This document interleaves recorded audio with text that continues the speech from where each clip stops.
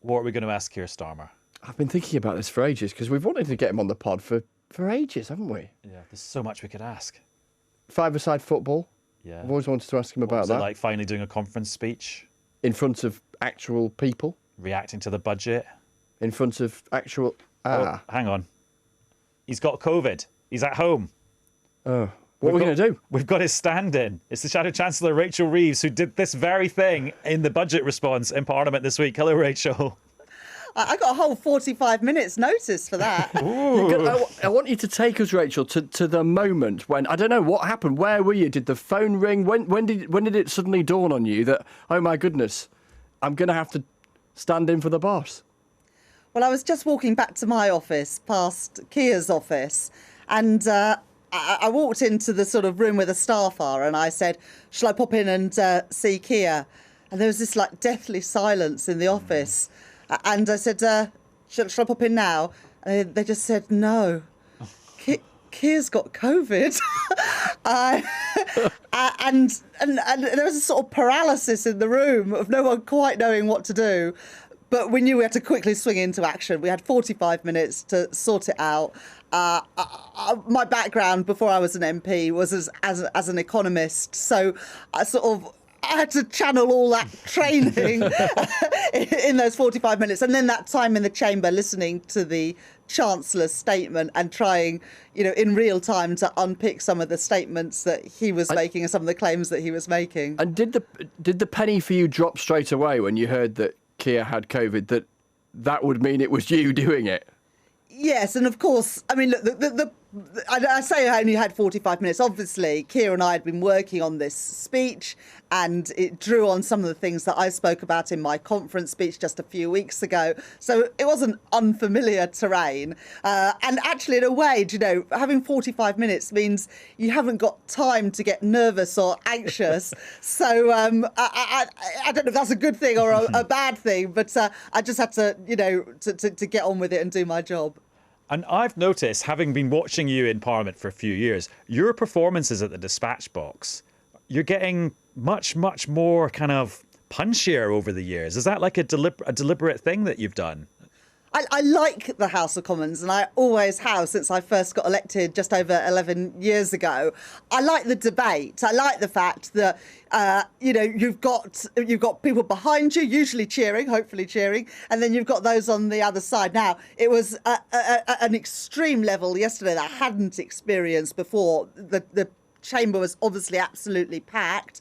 And the Tories really want to undermine you, to put you off as you're delivering your response. So that was a different degree of intensity to what I've experienced before. But I do thrive on the debate and the chamber atmosphere, and I think it brings me to life maybe a bit more. Well, hopefully there won't be too much shouting on this edition of Newscast. Newscast from the BBC.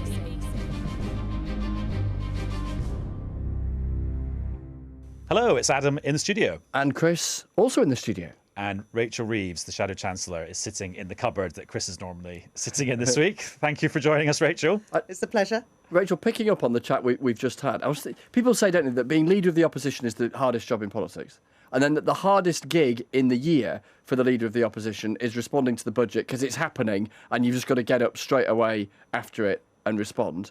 And then suddenly, as you're saying, with next to no notice, that was you doing that and trying to find the key strands to pull it out of it to instantly rebut what you've heard from the government, and they've spent months preparing. I mean, blimey, what a gig. Yeah, and the line that I had right at the beginning of the speech had to be written while the Chancellor's speech was being delivered because it was based on what he said. So I started off by saying, if you're a banker on a short-haul flight sipping champagne, then you'll be cheering this budget.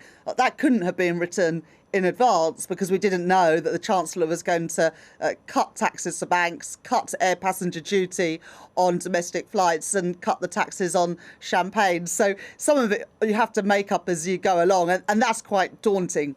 You've also got a speech that you've written in advance, and some of it is going to reflect what the Chancellor's said, and some of it will be redundant because he hasn't said it, or he has said it and you said he thought he wasn't going to. So you've got to think on your feet and be ready to change your speech based on what the Chancellor has to say. That's what makes it difficult. But I mean, lucky for us, the Chancellor had leaked most of it in the days preceding it, but there was still quite a lot of new material that you had to sort of galvanise and use and the quickly in reference to the response. champagne, and the reference to the champagne is to the big shake-up of how booze is taxed, which will see sparkling wines in general, not just champagne, taxed more like still wines. I mean, you must have been cock-a-hoop when you heard that, because that's a great dividing line, because that's posh people being helped by the government at a time when other people are really feeling the squeeze.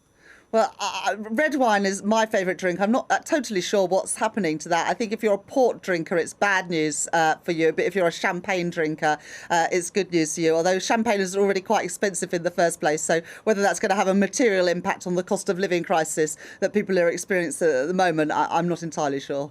I mean, you talk about the cost of living crisis, and that's become the big theme in the days after the budget. And so the government is putting, more than £2 billion into universal credit, changing that thing called the taper rate, which is the rate at which your universal credit is withdrawn as you earn more from work. I mean, is that not a good way of helping people, like helping them through the benefit system, encouraging people into work, supporting people who are working with the cost of living?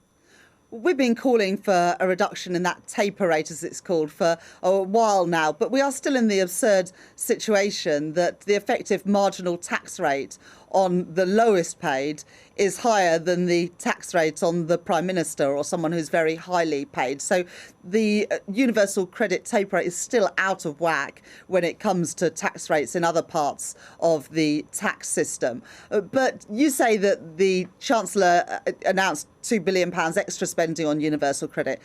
Over the course of just this month, of course, the Chancellor has taken £4 billion out of universal credit in the round, because he took out £6 billion at the beginning of the month and put in £2 billion at the end of the month. And so at the end of this month, people who are on universal credit, I think 2/3 of the people on universal credit are worse off than they were at the beginning of the month. And given that these are people who are already on some of the lowest or most modest incomes in the country, that's a very concerning time.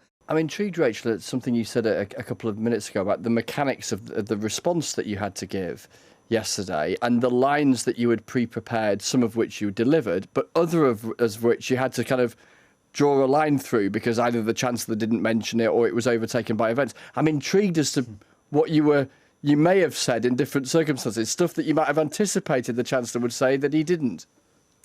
Well, to be honest, I thought that the Chancellor would do something about gas and electricity prices.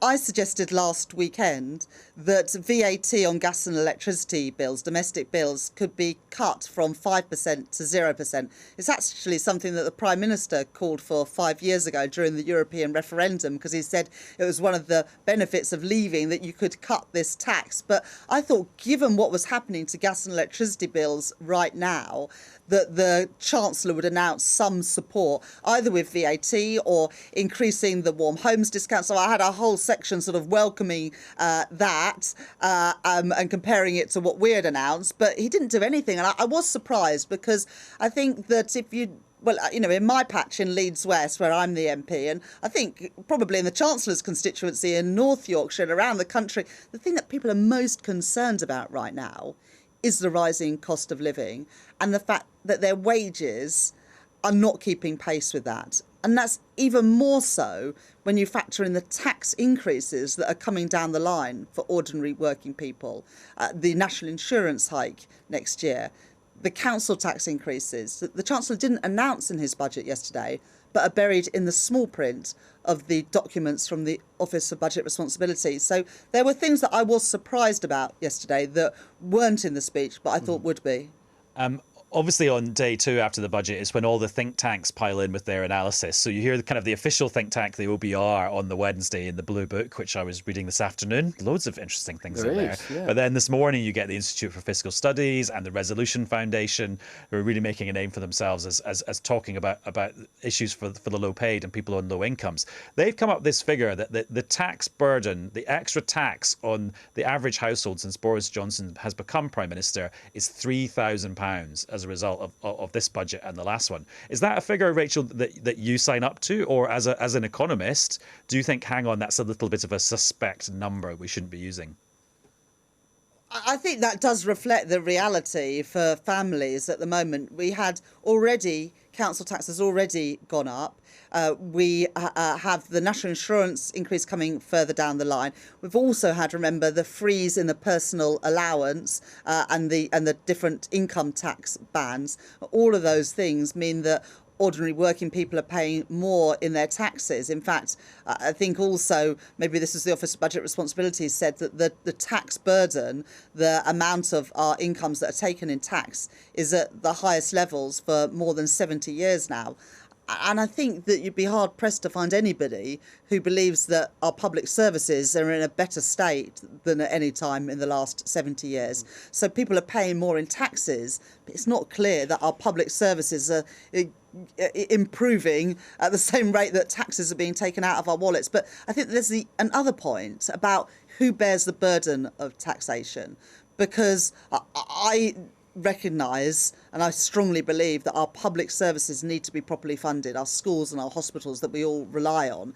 But what this government are doing is coming time and again after the same people and asking them to pay more in tax. And those people with the broadest shoulders, for example, those people who draw an income from stocks and shares and dividends or through a portfolio of buy-to-let properties, are not being asked to pay anything more through the £10 billion national insurance increase that is coming up in April next year. I just don't think that is right. I think that we should have a fairer system of taxation, including, for example, in business taxation, where online giants should be paying more into the system, while high street businesses and small businesses should get a tax cut. I just wonder, Rachel, where all of this leaves Labour in the big picture when you've got a big spending, high taxing Conservative government that is proud to be doing both of those things. I wonder how you as Shadow Chancellor judge the broader mood of the electorate. Is this a big spending, big taxing era? Could Labour go into an election promising to tax more and spend more? Is there political territory, fertile political territory there, or not? My principles are that you should tax fairly, spend wisely, and grow the economy. I don't think but anyone people would say that, wouldn't they? I just wonder, would you do more of it?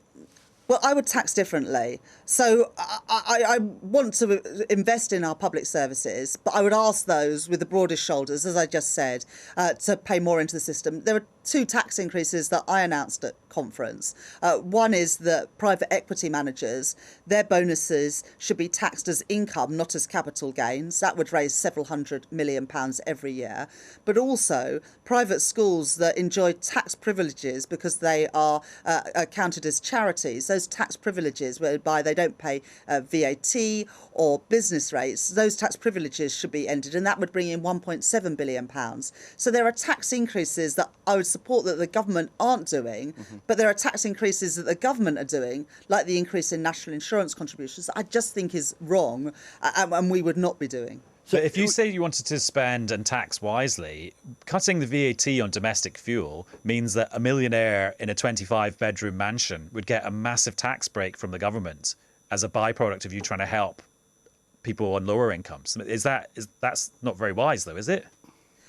Well, the thing about domestic gas and electricity bills is that the poorest households spend something like 7 times as much of their household income on gas and electricity bills than the richest households. So it disproportionately benefits those people lower down on the income distribution. But of course, it's not the only thing that we would be doing. I take your point, Rachel, that you say you would tax differently, but I'm not sure I got an answer to that idea of whether the state would be bigger or not. under a Labour government than it's projected to be under a Conservative one, whether the tax burden would be higher, whether the proportion of public spending relative to national income would be the same, bigger or smaller?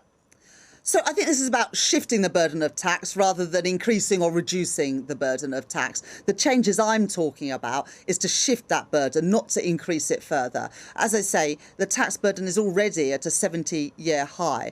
You can make different choices about where that tax accrues. You can also make different choices about public spending.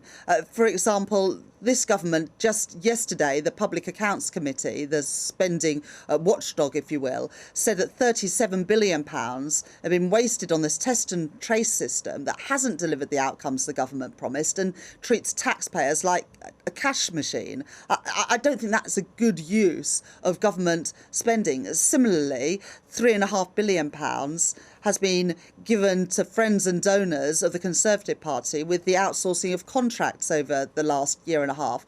£250 million on a vanity yacht project that the Prime Minister wanted. There are different decisions about spending as well as different decisions about taxation that a Labour government would make.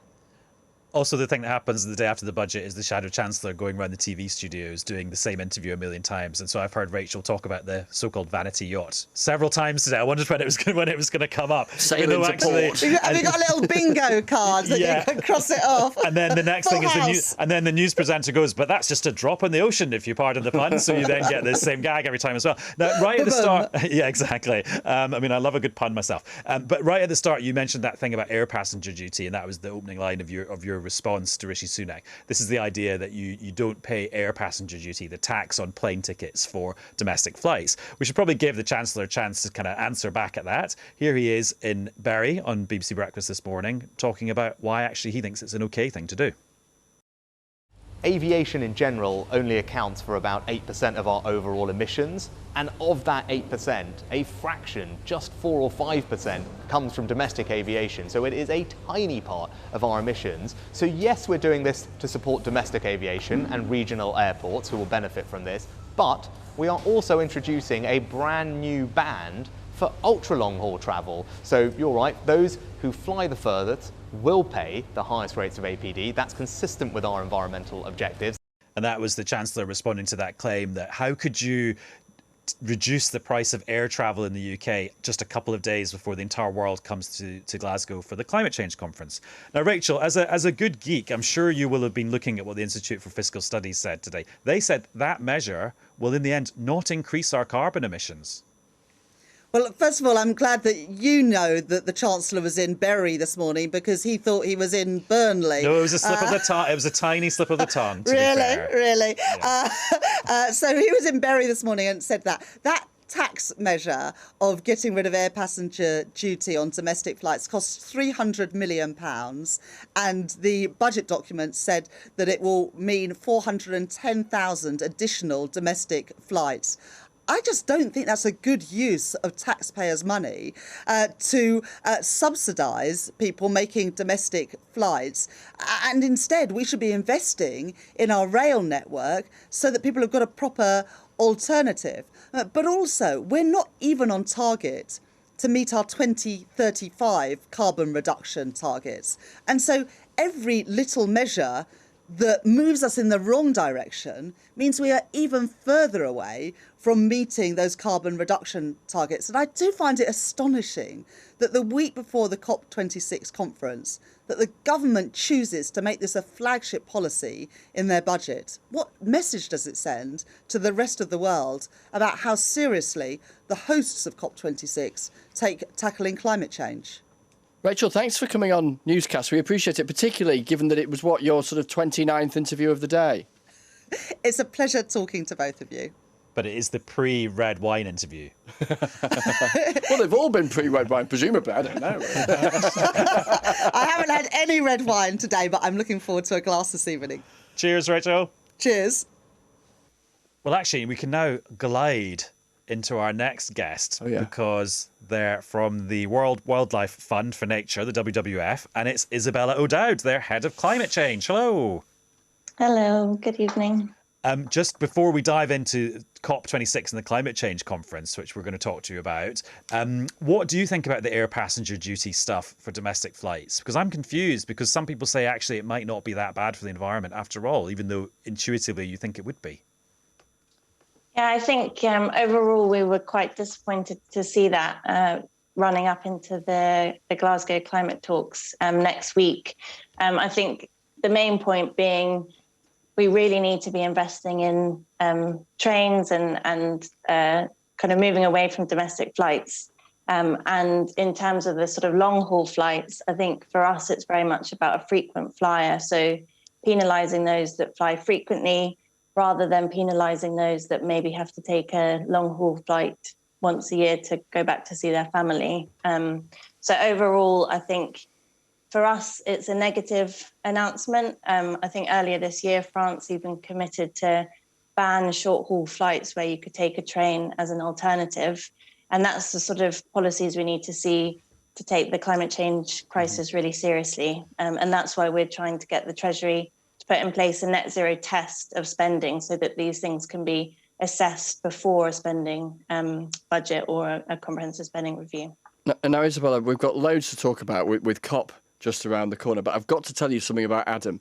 Adam doesn't half love a good quiz. It's been something of a staple on Newscast and its other named cousins down the years, whether it's been Brexit or elements of the pandemic or whatever. A quiz. We're never more than a few weeks away from a quiz, and right now we are just moments away from a quiz. Seconds away, because we wanted to do a COP26 quiz so we could learn more about this climate change conference, which I will be going to on Sunday by train. And we have roped in, as the quiz masters, some big fans of Newscast. They're pupils from Viner School in West London, and regular listeners might remember them because their teacher, Mr. Beale, makes them listen to every edition of Newscast. Every single as one. As an educational tool. So, which means they're probably listening to this, which is super meta. Anyway, so they've got a whole load of questions about COP26. Take it away. Hello, I'm Rianne, and my question is, what exactly is COP26? Rianne, that is the question, isn't it? And we can't really go anywhere until we've answered this one. Isabella? That's a great question, Rianne. So COP26 is a climate summit that's happening up in Glasgow. The UK are the hosts for this year. And what's so special about this climate conference, they happen every year. This was meant to be 5 years on from the Paris Agreement that happened. But because of COVID, it's been delayed by a year. So COP26, this milestone is where countries all around the world need to come together and put forward their plans on how they're going to meet the Paris Agreement, which is to keep warming of global warming to 1.5 degrees. So they need to put forward their action plans to 2030, which is their national determined contributions, but also their plans to 2050, which is their long-term strategy. Okay. So it's a really, really critical moment for international countries to come together and make those commitments. Hang on a minute, Isabella. What actually is COP? What does it stand for? I was going to show off with that one. Oh, were you? Well, I don't care who enlightens me. Just enlighten me. It's the Conference of the Parties, and the parties are the people who are party to the UNFCCC. Oh, right. That's as clear as... are you at the what? The United Nations Framework Convention on Climate Change, which is the whole kind of foundation of which this battle against climate change is based on. I feel the need to fact-check this. Was that right, Isabella? Yes, that is right. Oh, damn. I was hoping you were going to say, well, actually, there's just a little detail that you've got not quite right. Brilliant. Right, I think we've got that square in our heads. So enter question number 2, or questioner number 2 from the Viner School. Hi, I'm Levi, and I'd like to know how we'll know COP26 is successful. Levi, you're not the only one asking that. Yeah, Isabella, what's your yardstick for a good COP26? Yeah, so for us at WWF, we've kind of got 2 key tests. So it's really important that we keep 1.5 degrees on the table. So every government must use COP26 leadership to pull every lever at their disposal to make sure the world gets on track and closes that gap to limit global warming to 1.5 degrees. So we're currently on a trajectory to 2.7 degrees, and we need to see countries put forward stronger plans to get on track. And the other main priority for us is to make sure nature is a climate hero. So it's really vital for us at WWF that COP, we see nature being recognised in an ally to fight against climate change. And failure to do so, we think, will undermine the ability to limit that global warming to 1.5 degrees. I hear that keep 1.5 alive is a phrase that we might hear quite a bit of. And that's actually quite a clever slogan by Alok Sharma's team, because it means you could get to the end of COP, tot up all the commitments made by the countries to reduce their carbon emissions, not be at limiting temperature rises to 1.5 degrees, but still have the potential to eventually get there. So basically, you can't lose. Because as long as it's not impossible, it's still alive. Right, let's have another question. Hi, I'm Jason. What pressures will be put on countries not doing enough to combat climate change? Thanks, Jason. That's another great question. I think the main thing for me is we need to make sure people realise it's not too late. The scientists have issued this code red for humanity, and it is the UK government's role as the leaders of this summit to make sure they're bringing countries around the country to close that gap. So that will be really important in terms of the success of this summit, is the role of UK government as leaders of COP26 to make sure people close the gap, they come forward with strong commitments, and we see sector announcements as well, such as commitments to end coal and fossil fuels, and that the momentum has continued past COP because we need to keep going in this really critical decade. And talking of energy and sources of energy, that's the next question. Hi, I'm Alistair, and my question is, Boris Johnson recently pledged that the UK would become the Saudi Arabia of wind. Is this realistic or just bluster? And Alistair, with wordplay, with puns like that, you're welcome on Newscast any day of the week. Isabella, Alistair's question, how do you take that on? Thanks, Alistair. We need to triple renewable energy generation in the next 10 years. So I think it's possible. We've already seen a lot of investment in offshore wind in the UK. But in order to unlock that vision, we need to make sure we're doing a lot more in terms of making sure our grid infrastructure is fit for the renewable energy transition. We need to make sure that we're not subsidising or investing in fossil fuels so that we can make sure we unlock the future for offshore wind. And we also need to make sure we're doing it in harmony with nature. So it's really important that we're putting those offshore wind farms in the best places to have the minimal impact on our nature. Isabella, I just wonder, it's one last question on all of this, doing the job that you do. Are you optimistic about our future? Yes, I am an optimistic person, and I do feel optimistic. I think, having worked in climate change for a long time now, the amount of noise that we're seeing, the amount of understanding from the general public, we've actually just done a poll with this climate calculator where we got 20,000 people to pick the policy options to getting to the government's 2030 climate targets. Everyone was very joined up in the solutions that they wanted to see in order to keep this momentum and make sure we turn it around in the next decade. Well, Isabella, thank you very much for joining us on Newscast and for answering the questions. And thank you to our pupils from Viner School who are maybe possibly listening to this right now. So why don't you pause it and give yourselves a round of applause? Absolutely. I feel suitably briefed. Yes. You're all genned up now ahead of your return to Glasgow. Yeah, and I feel very optimistic that the next TV edition of Newscast will partially be coming from Glasgow and COP26. And I'm so optimistic because I just had a meeting about how it's going to happen. And technical things just always work swimmingly on Newscast. So your optimism is always well placed, I think. You don't want to know. Bye, guys. Bye-bye. Newscast. Newscast from the BBC.